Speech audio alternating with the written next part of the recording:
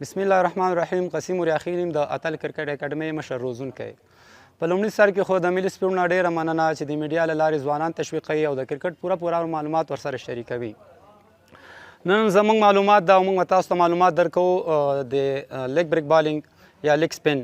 لیګ سپین وایي چې شته. په اصل کې لیګ سپین تاسو ګورئ دا په لیګ سټمپ باندې پیچ کیږي او په اف سټمپ باندې وځي.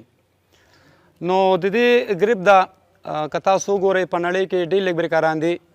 د دې اصل بیسک چې کوم ده لیګ بریک دی بیسک ګریپ ده.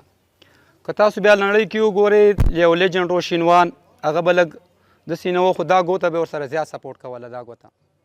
همداسې مشتاق احمد د پاکستان و هغه به لږ جوخت نه و. زموږ راشد رحمان ده که تاسو وګورئ هغه هم داسې جوخت نیسي. په لیګ بریک کې بیا ډېرې ورايټیانې دي.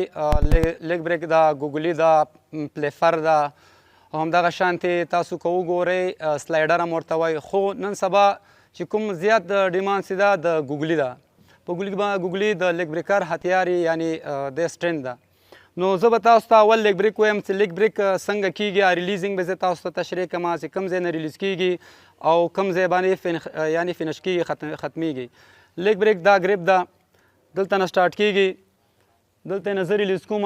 زه چې کله بال ریلیز کوم د ما دا لیګ بریک دا ګوتې چې کومې دي دا به لیګ سټمپ یا کیپر طرف ته موف کوي، دلته به ځي. نو همدې سره همدغه ایکشن کې سیم ایکشن هغه بالرانو ته نوي ځوانانو ته پکار دی که لیګ بریک کوي، که سلایډر کوي، که پلیفر کوي. هم د نوي بالرانو ته پکار دی چې کوم بګنر لوبغاړی راځي، نوي لوبغاړی راځي، هغه په ګریپ باندې کار کوي، په خپل ایکشن باندې کار کوي. نو هغوی ته پکار دی چې زیات پریکټس وکړي او په دې باندې څومره ډریلز دي، څومره تمرینات دي باید دې باندې وکړي تر څو چې دوی لین او لینت او څومره بیسک دي هغه جوړ سي. که تاسو چېرته باډي یا لین نه بیسک باندې کار ونه کوي نو تاسو نه هغه لین او لینت هغه ګوګلي کېږي. نو ټول نه مهمه ده هغه نوي لوبغاړو ته راسي چې اول په خپل بیسک باندې کار وکړي، په خپل ګریپ باندې کار وکړي. او په کار د ټولو بالرانو ته هغه که سینیر دي، که جونیر دي، که نوی کرکټ زده کوي، که زوړ که مخکیني پلیران دي، باید که هغه لیګ بریک کوي، که ګوګلي کوي، که پلیفر کوي او که ټاپ سپین کوي نو خپل ایکشن او خپل ګریپ بیس کله نه چینج کوي.